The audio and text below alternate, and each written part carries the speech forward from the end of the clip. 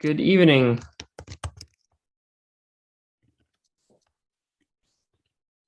I am sharing this link with others, and hopefully everyone who has joined today, you've been able to share your link that we have.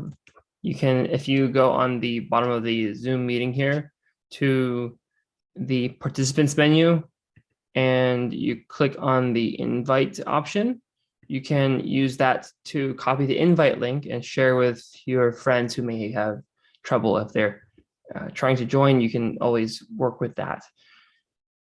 There's the date. I like to say today is Thursday, March 24th. This will be our 7th session. And I'm going to do a short introduction, and after that, we'll start with the presentation. The Human in the Making Foundation is sponsoring this event, and it is an organization aiming at educating, motivating, empowering, and enabling the individuals, families, and communities. And it encourages them to take part in contributing to the advancement of material, intellectual, and scientific and spiritual civilization of humanity.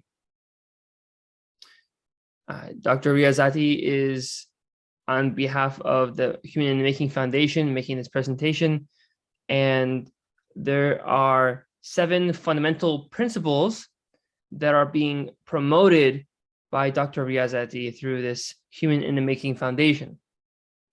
The first is everyone has the right to live a life that is characterized by honor and dignity. The second, the purpose of human life is for each individual to dedicate all of his or her resources to the service and the best interest of humanity. The third, the honor and dignity of any person are not defined by the color of his or her skin, nor by his or her economic or political status. Her glory, his or her glory and honor reside in offering an unconditional service to the advancement, justice, peace, and security, and unity of all. 4, the importance of the equality of rights and privileges for both men and women. The 5th, the abolishment of the extremes of wealth and poverty, and the recognition of spiritual solutions and long-term humanitarian resolutions. The 6th, the harmony of true religion and true science, and balanced relationship between faith and reason. And the 7th, the importance of independent search after truth for every individual and refraining from imitation and blind obedience to anyone. With that being said, I want to welcome Dr. Riazati for this presentation, this Enlightenment series on the investigation of truth. Thank you, Dr. Riazati, for joining us today. Thank you, and greetings to every one of you. The subject for tonight is timely. It is about the current crisis in the world, and most importantly, what are the resolutions and whether you can find any resolution without understanding the underlying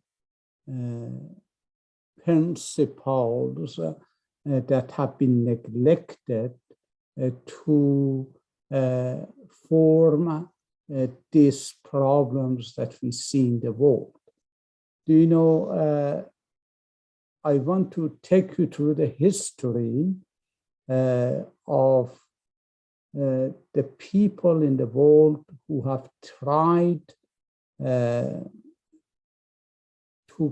offer some resolutions for avoiding conflicts, avoiding war, and most importantly,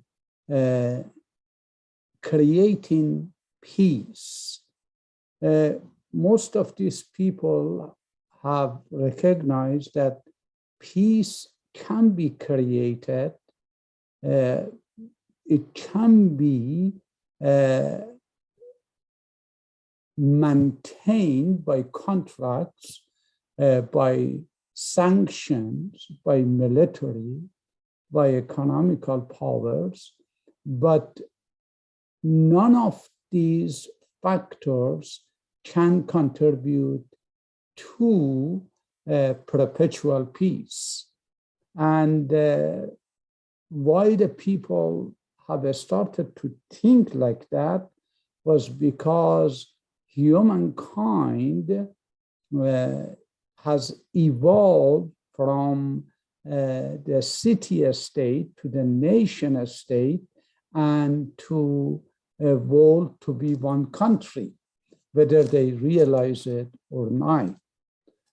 Although we find these notions such as world civilization to be something that we are used to, but it is important to realize that humanity as a whole has been gravitating towards this universality of human existence. I want to take you through this history, and because of the shortage of time, I'm mentioning some of the major contributors.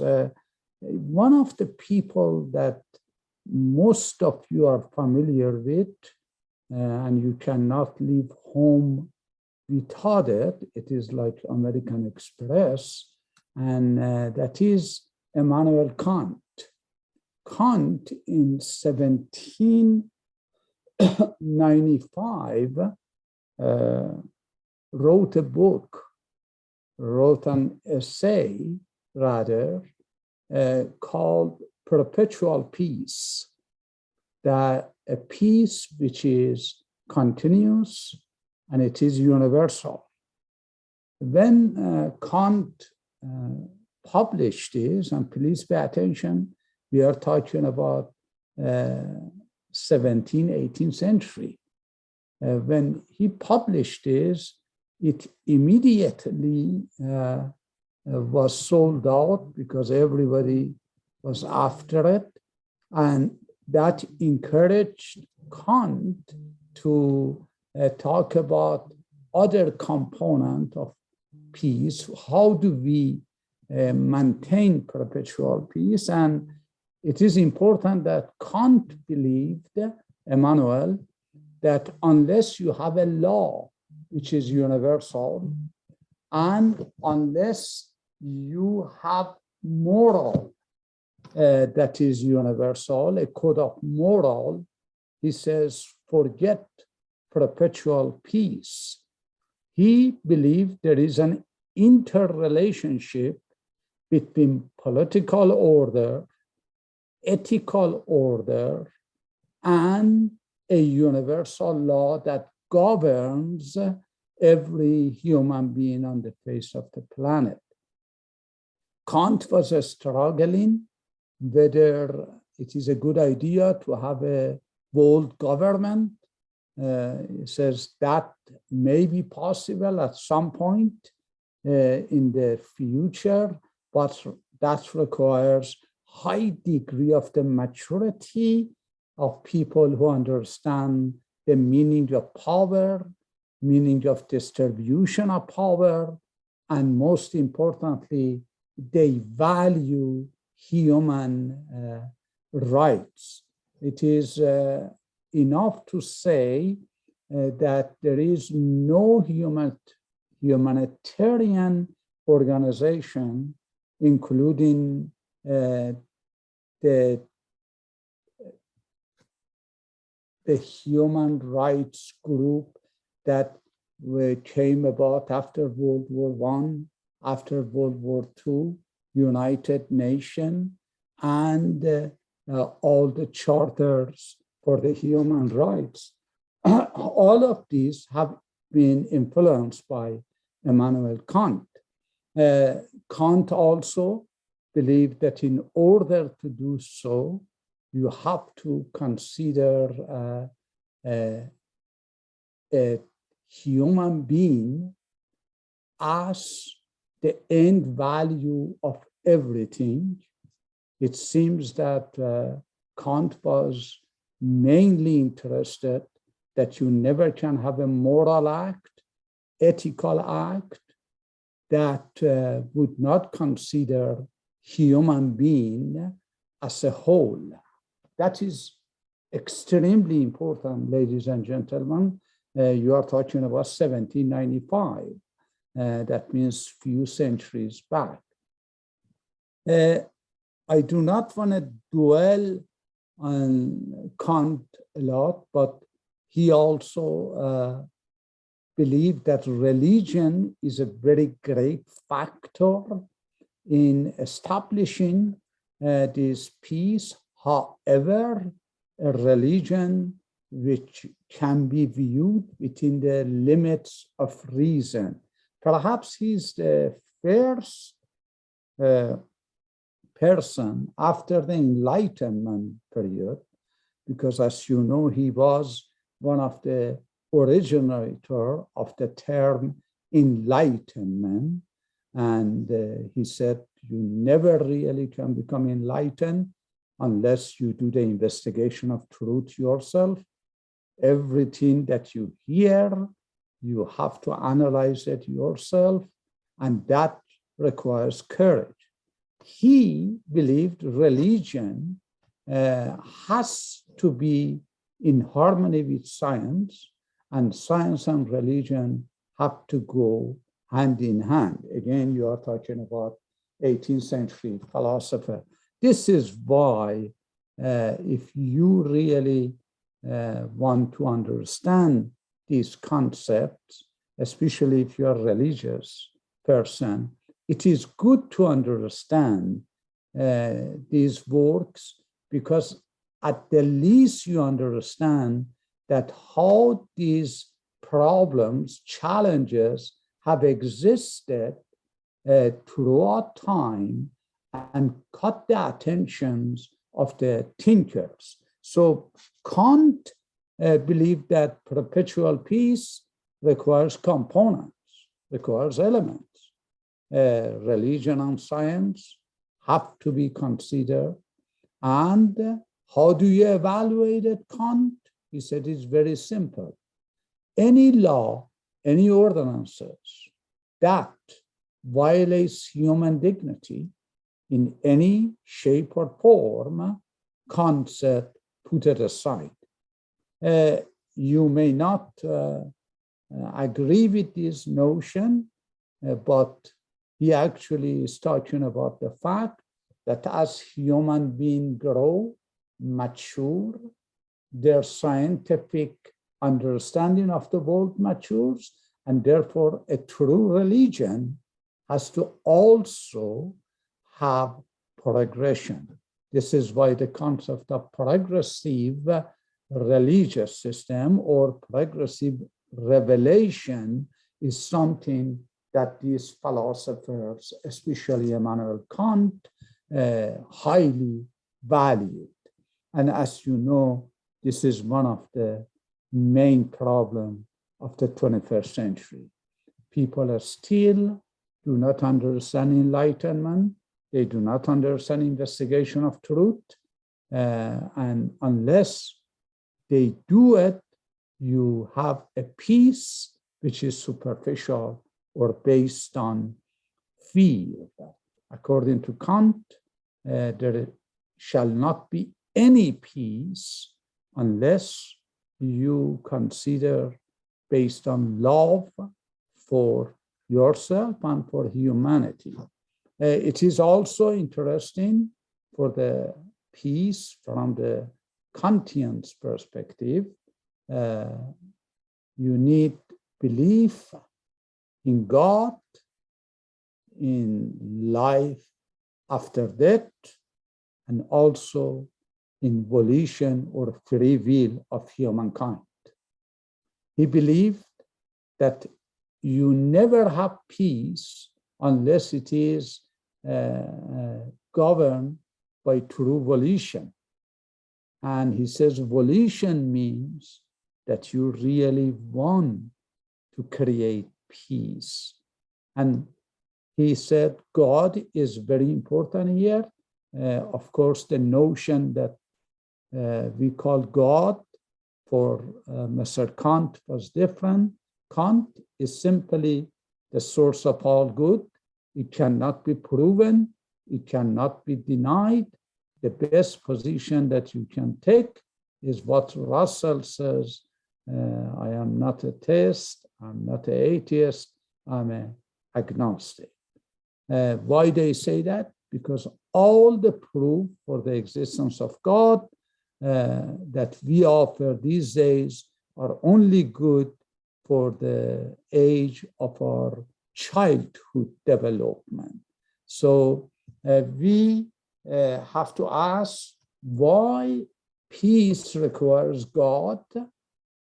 And then when you read Kant, you see that God only simply means a universal good. So you need to have a definition of universal good that goes above culture, above race, above gender, and then that becomes the law. So as you can see, this is a very unique definition of God, which is genderless. It is not of the East or the West.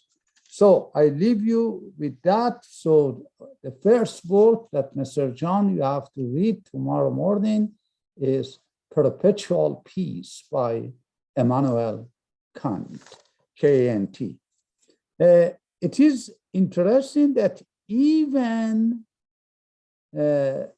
before Kant, is very interesting because some of us think these are the new waves and new ideas, and we never have thought about it. It is true that only few enlightened people really thought about this idea. Generality of humankind have been heedless when it comes to this universal concept. There is a philosopher by the name of Hugo Curtius. This is, you can look it up. He has a book which is very, very important work on the truth of Christian religion. You are talking 1625, this book has been written. He looks at the idea of peace to require one element which is important, and that is a universal right.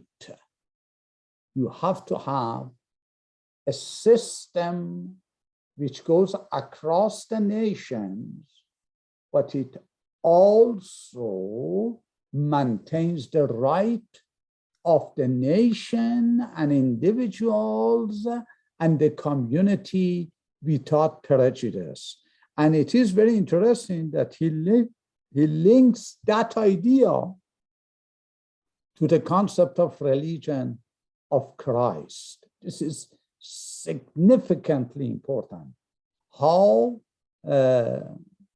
international law contributes to the peace.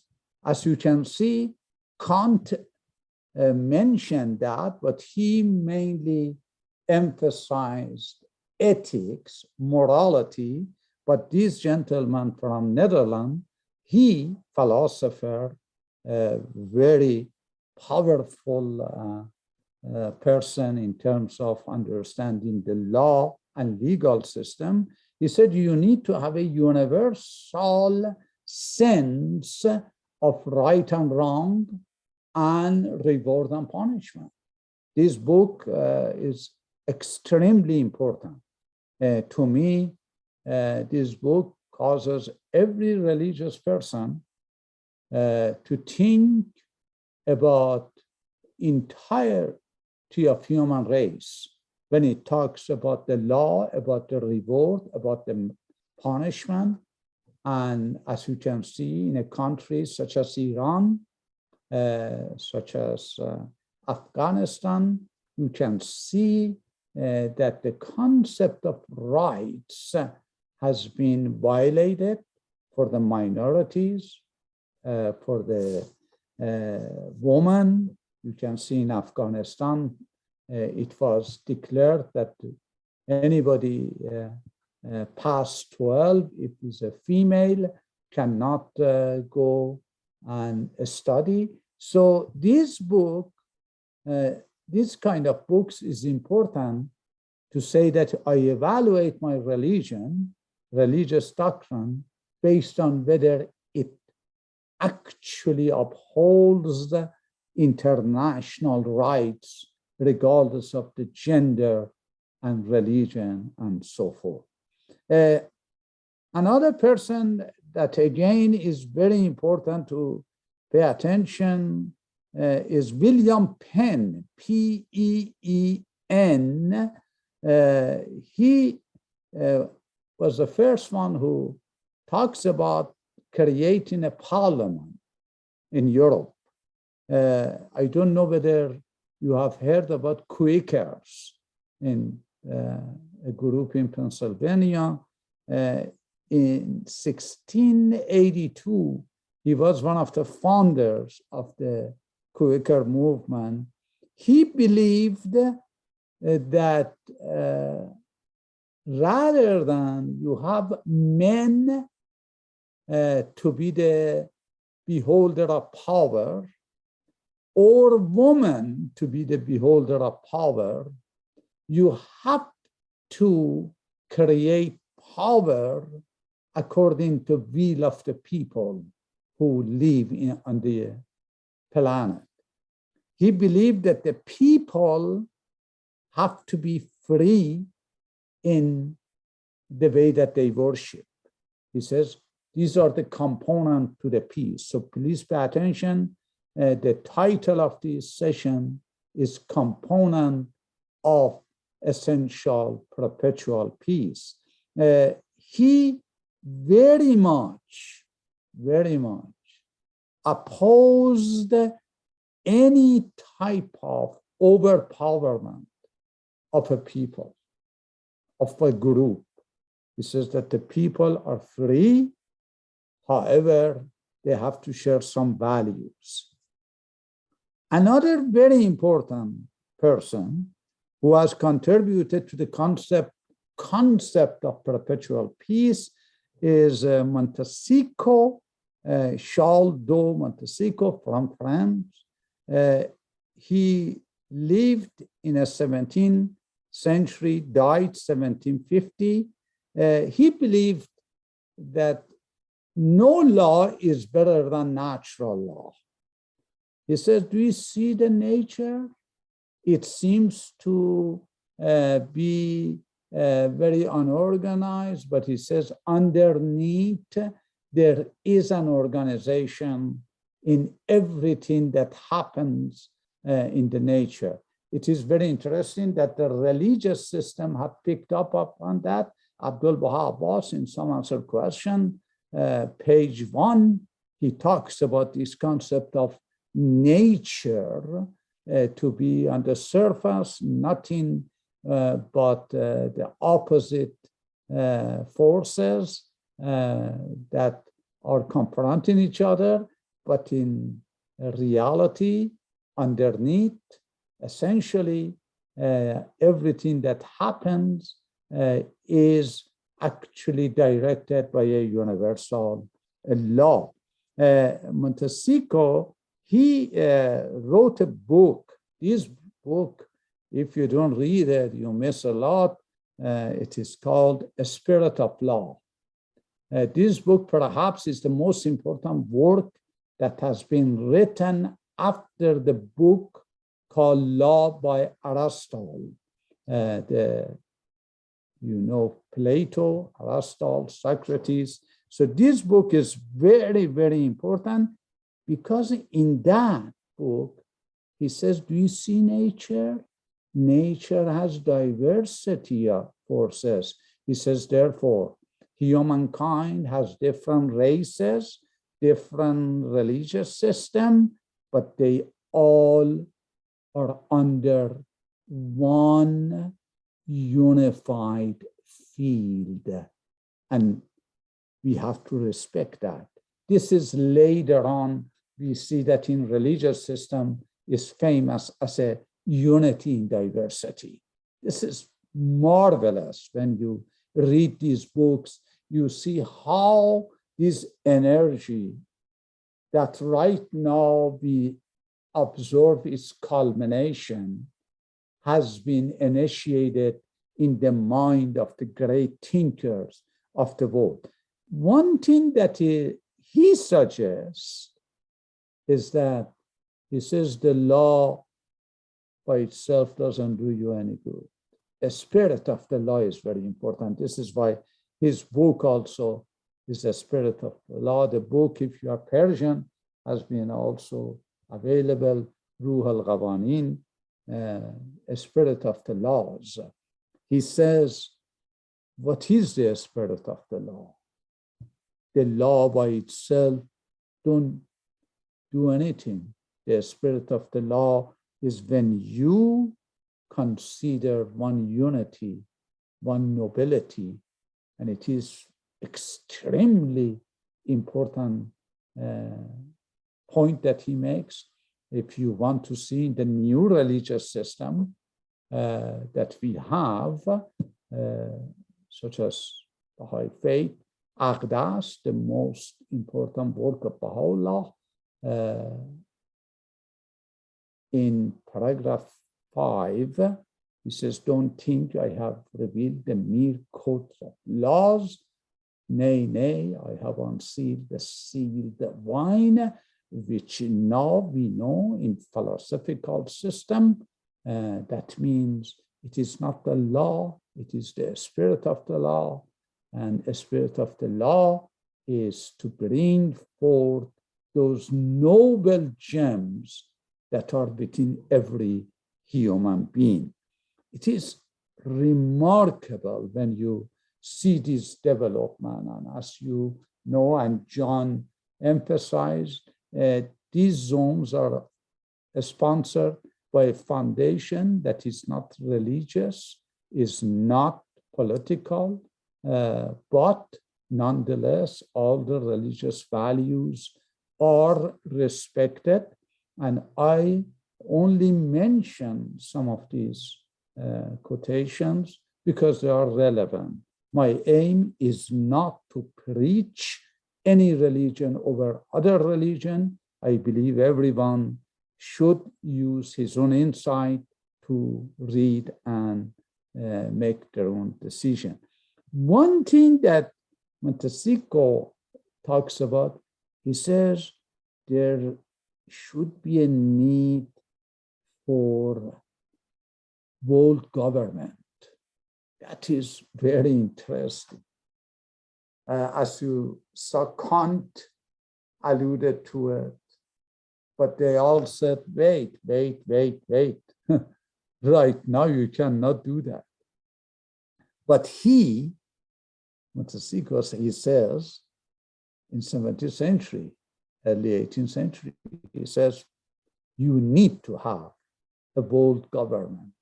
But that world government should not take away the individual sovereignty of the nations, because at the heart of everything that these political orders do has to be the best interest of man, and best interest of man is only observed when you have a diversity of culture, norms, religion.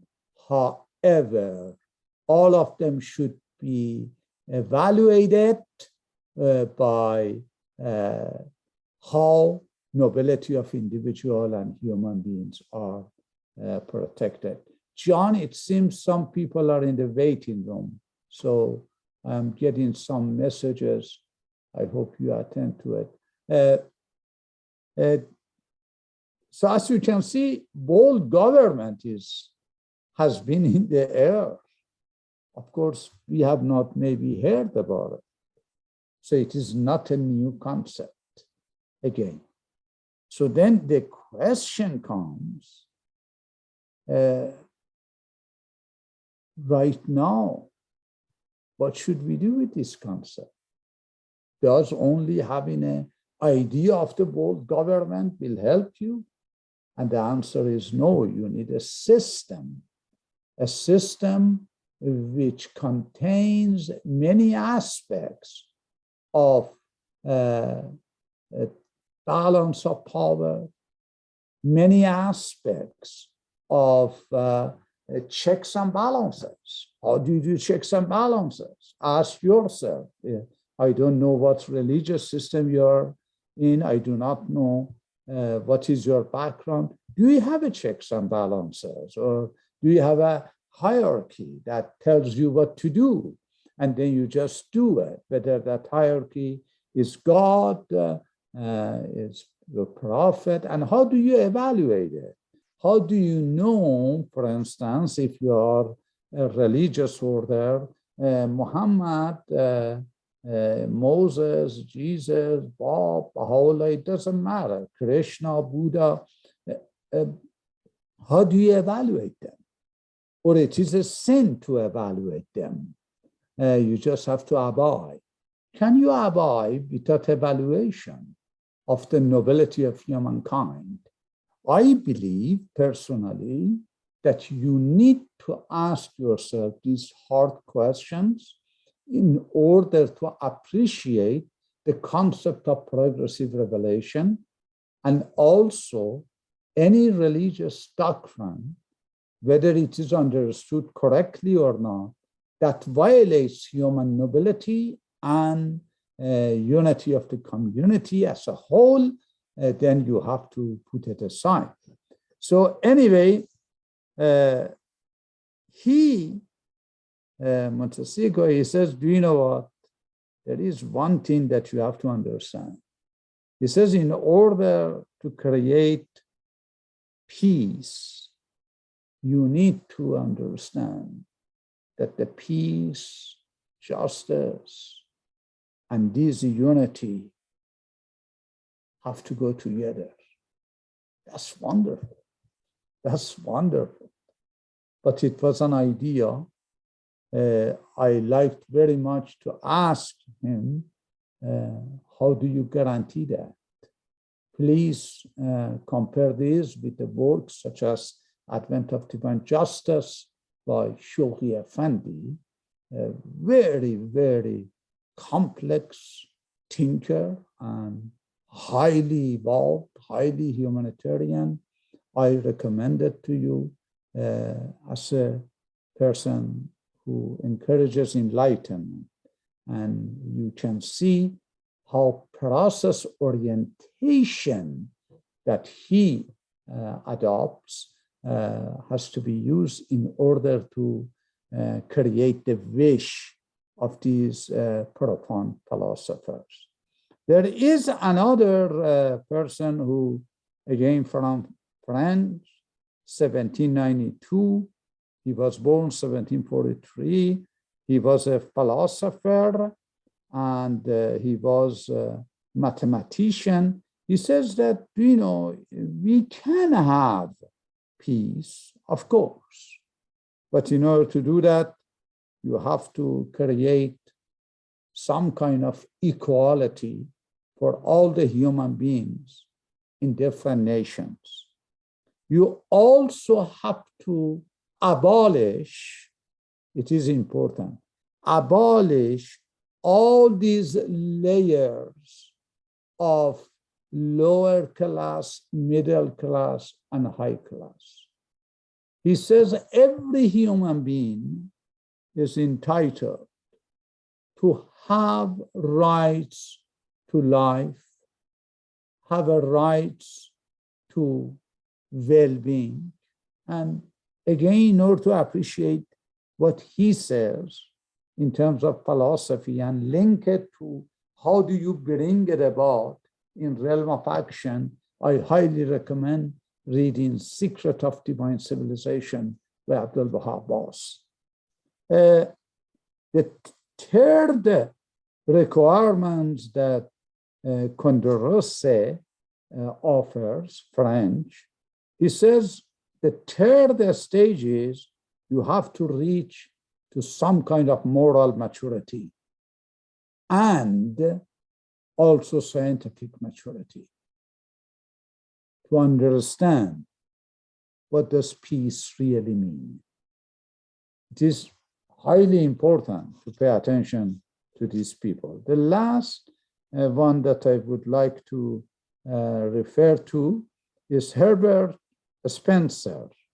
He is a very important philosopher and sociologist. Society and philosophy was his major emphasis as a sociologist. He believed if you look at humankind, they came from civilizations that they were individually would eat other human beings. He says, now we have evolved, now we have nations. But he says there is a problem. He writes this in, he lived in 1820 to 1903. So we are getting closer to ourselves. He says, right now the nations actually do that to their own people and to other people. You can see these every day. Just turn on your TV, your radio, you see how the people being abused by their own government or by other government under the banner of so-called human rights. This is very interesting. He says that we need to change this practice because otherwise peace will be nothing but a hope which doesn't get to anything but to a new world. I believe I want to end these philosophical discussions. It is, do you know that we have some other documents that can help you to understand the component of the universal perpetual peace. Many of them can be found in different books, but the main principle is to have equality of genders. And many people have written about that. A book that I highly recommend is A Vindication of the Rights of Woman by Mary Wollstonecraft. Mary Wollstonecraft. She lived in 1759. Is very important. And this book, 1792, was written, and it is about the equality of man and woman. This book is among the top 500 books that Google offers in the world as a major influence to many, many women's rights groups. Interestingly, the same woman, this book is actually addressing what you see today in Afghanistan. It says daughters are very important.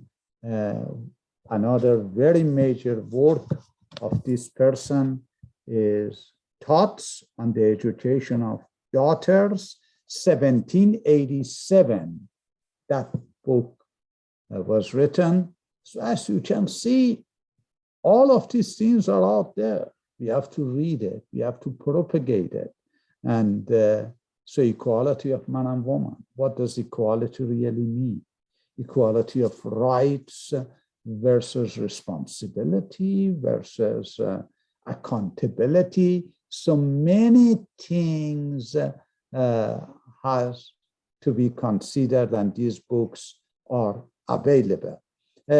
Another point to make is what we see today has been also mentioned in the works of the new religious system. Again, I cannot talk about Islam, I cannot talk about Christianity, because these are at least 1,500, 2,000 years old, but we have to go and study religious systems that claim to be for today, including Baha'i faith is one of them. Mormonism is a new version of Christianity.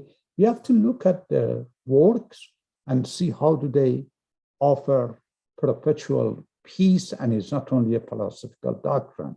I highly recommend reading a compilation called Summon the Lord of Hosts, which contains the letters that the founder of the Baha'i faith has written to different rulers of the world.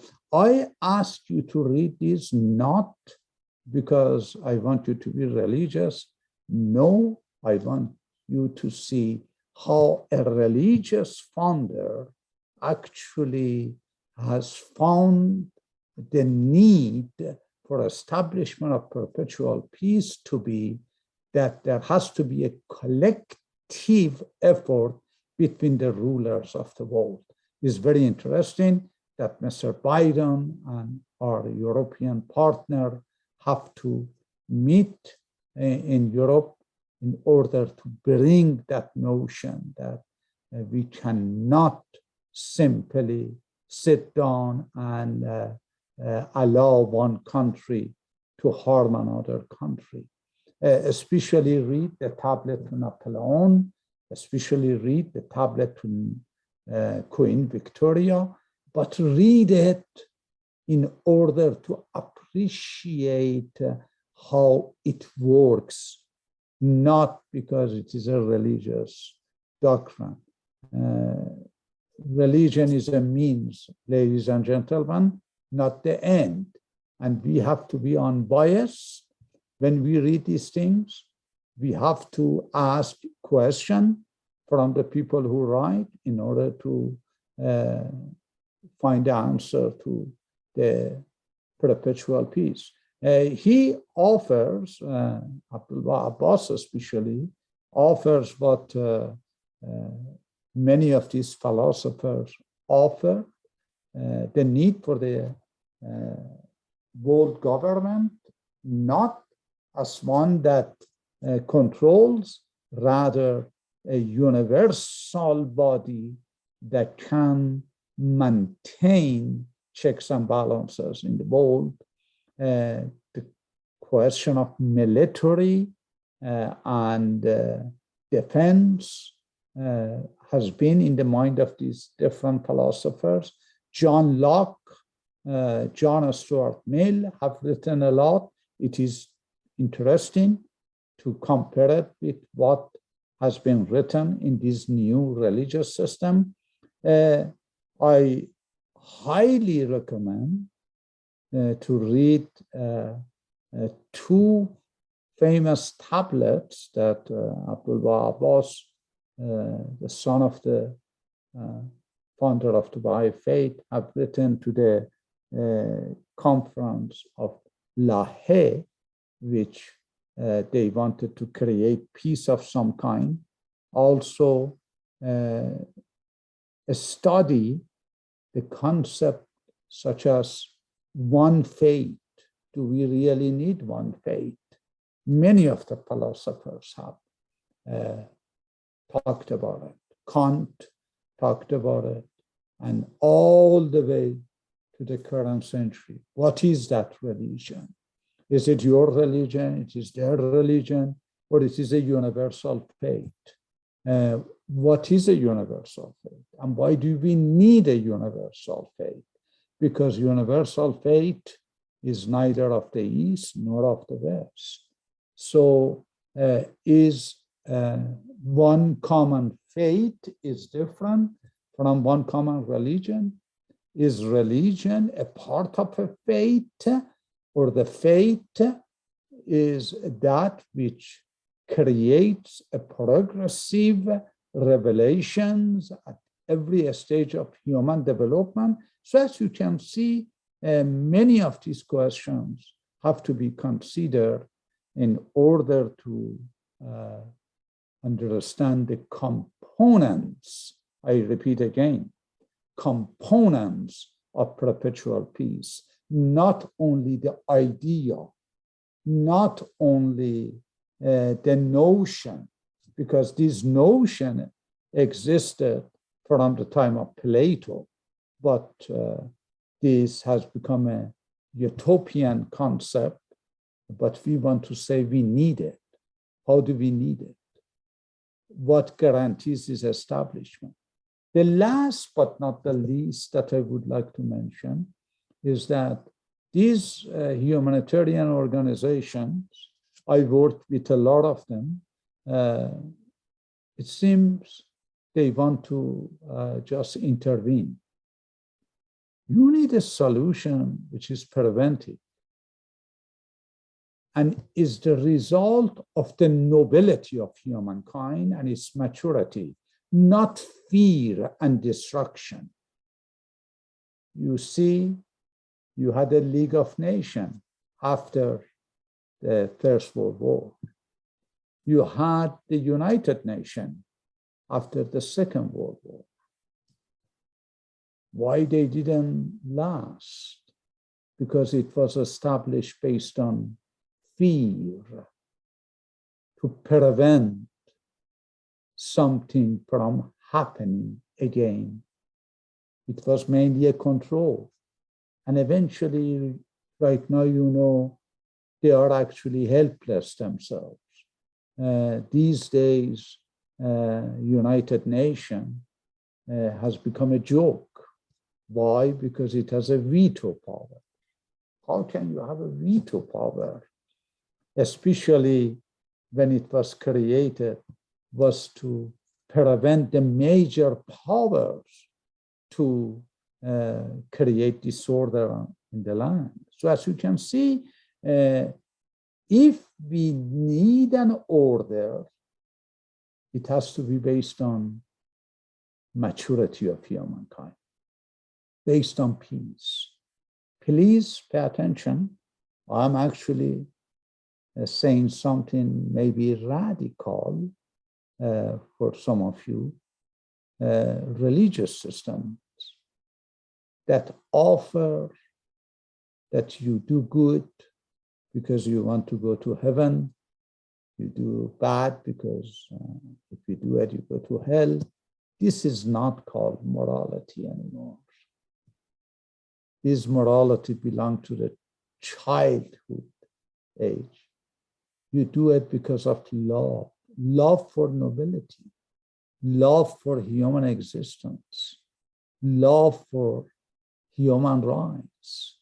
And my hope, at least, is that this Ukraine becomes a context for many conversations after this is over.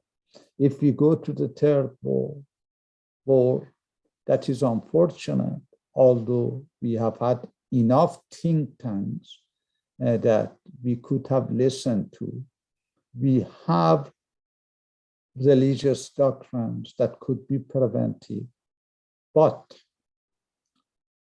not until one principle we establish. None of these things that I said for the last hour or so could help you. Not equality of man and woman, not universal language as Wittgenstein offer, not world government, not international protection by the universal law. None of these things really helps us until and unless we accept the principle of oneness of humanity. Until the time that we accept that our reality is not our gender, is not our race, it is not those boundaries that we have created and called it our country. Nay, we have a spirit, and history of humankind is the history of an evolution of a spirit that has created the evolution of mind, and then evolution of heart. And I hope only that we do not use this crisis in order to propagate our religious agendas, because the problem is not organizational, is not administrative, is not group-based. It has to do with recognition that we are all one temple. It is highly important to recognize that. Then you see that the only reason that we don't lie, we do not cheat, is because we consider another human being, regardless of who that person is, a part of our own selves. We also agree that if somebody else has a pain, it is us who has a pain. Please do not change the channel when you see the sufferings in Afghanistan, in Iran, in Pakistan, and now in Ukraine. Try to make a commitment to do something about it. Something as a human being needs to be done through your pen, through your tongue, through your behavior, and through the unconditional love that you offer. I very much appreciate the moves that these political leaders made in these very secretive conferences that they had. Taking 100,000 refugees, United States, going to different countries, different numbers. These are all good. But remember, these are also symptoms.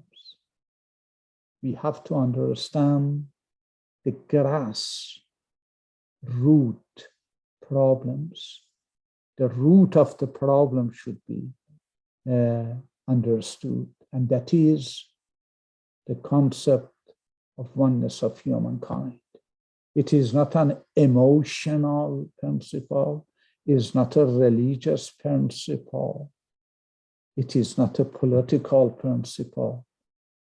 Our existence requires that we understand that concept and believe it with our heart, with our mind, and as Kant said so beautifully, whatever you do, Habib, ask yourself, if everybody else in the world tried to do that, does it harm the universe or does it help the universe? I believe Kant was a good philosopher, but always in my mind, there was a problem with these philosophers, that they were good in some areas, but were deficient in other areas. How did Kant, by that high level of ethical principle that you can see in his writings, could not believe in the equality of genders? Why he did not favor the nobility of woman? Why? Why at the same time a woman such as Borders and Kraft highly understood the equality of man and woman as an essential part? Why Nietzsche very profound thinker of 20th century. He was not favorable with women. Was it their personal experiences? Was it because they didn't see that much advancement in the human aspect of a woman? These are the questions that Kant, if today was alive, had to answer. But on the other hand, we never make an idol of anybody. But that doesn't mean that we write them off. One thing that Nietzsche says that I highly value is we should not create an idol of anyone. I repeat, anyone. And he says majority of the people of the world are idol worshippers. And idol sometimes are changed. So most important than changing the idols, Nietzsche says, is to change that tendency of being an idol worshipper. There is only one thing that we have to value and worship, and that is oneness of humanity. Your religion has to be unity of humankind.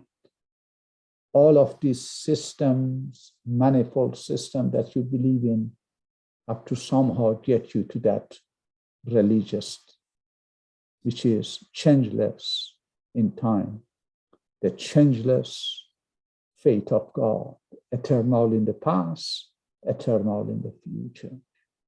Based on that changeless fate of God, which is a oneness of humanity, perpetual peace, based on love, then you evaluate your system, an administrative system, whether it is Muslim, whether it is Christian, whether it is Baha'i faith. Thank you.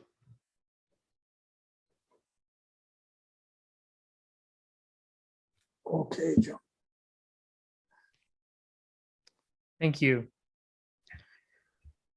So there are reasonably questions. Now I'll ask one. So we can't idolize you? Never. I'm not worthy of anything. So okay. If you have to idolize, then you have to see a psychologist. So don't do it. Sounds good. Sounds good. So you're talking, for example, these captains of industry, such as modern day Elon Musk, modern day Bill Gates, Jeff Bezos. We shouldn't idolize these people. We should. There are differences. See, rather than because I'm familiar with some of the individuals, especially I have worked closely with Mr. Gates. Why should we need to idolize them? Learn from them. Learn that hard work pays off.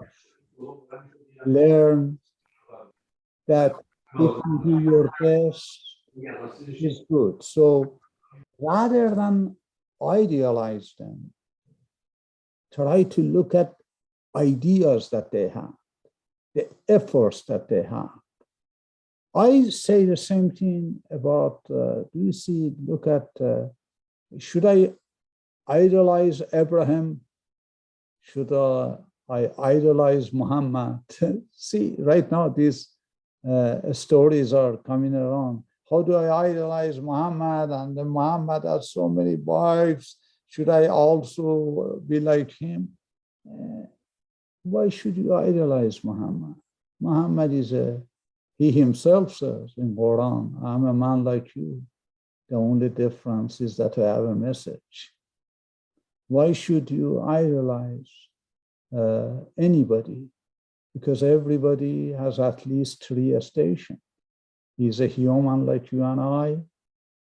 He has his own individuality, his own personality, but it is the message that they give. See, should I idolize Nietzsche? Then I will will end up to be like Nietzsche because of psychological discomfort that he had. But that doesn't mean I don't read Nietzsche. So do not idolize anybody. And I tell you, as a psychologist, when we idolize someone, it's because we have not unfolded our own potentials. Rather than idolize them, learn from them. How can you, standing on their shoulders, offer a new service to humanity? Yes, Bill Gates offered a great service. Yes, the founder of Apple offered us all new service, but should we idolize him? Or take that iPhone and then say, how can I perfect it? Rather than to be a consumer and a follower and to idolize, say, how can I make it better? How can I look at Steve Jobs, a good example. I highly value that man. All of them came from a very unique background. They were living in poverty. They had hardship. Look at Mr. Jobs. When he says that I actually had to go to the department store, Safeway, collect the cans, and then go to McDonald's and get a hamburger. And my heaven was when I heard that other side of the bay, there was a contribution made by a woman who was providing a free soup, warm soup. Please pay attention. These people had a hard life. And then from that ashes, he became the most successful CEO in the world. But do I worship him? Do I want to pattern? If I want to be a CEO of a company, do I want to treat my employee like Steve did? So as you can see, we do not worship anybody. If a person has 10 bad quality and 1 good, try to see that 1 good quality and try to become yourself a manifestation of another quality. I love this definition of religion. What does it mean to be a Baha'i? To be a Muslim means the embodiment of human perfection. But all of us potentially have these. So we have to manifest it for the betterment of the world and the society that we live in. And do not become commercial, because the reality of man is not evaluated by anything other than selfless contribution that they make. Contribution is not always by Elon Musk or by Amazon founder or XYZ. Each one of us can contribute because each one of us potentially are Einstein or Gandhi or Mother Teresa. We have to find out what is our potential. What are we doing before we go to that grave? So that is my response. Okay, any question? Yes, I know. I think 3 people, they had unmuted themselves. You could please raise your hand. And also, those of you who have questions, it's requested that you type your questions here in the chat. on Zoom. You write your questions in the chat. It's fine if they can voice it, they can do it too. Go ahead. Who is next?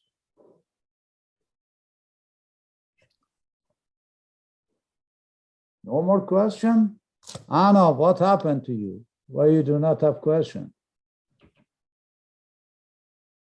Yes, Jinus. Thank you very much. Hi It there. was such a great night. Thank you, Mr. Riyazati. It was lovely. I so enjoyed it and I learned a lot. Thank you. I just wanted to check for that name that you were mentioning. That's all. The person who had written the book Equality of Genders. That was Mary Wollstonecraft. Mary Wollstonecraft. Okay. WOLLSTONE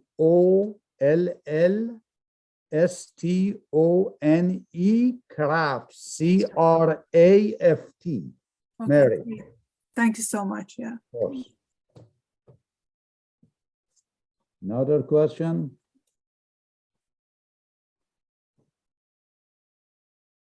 No more. Okay.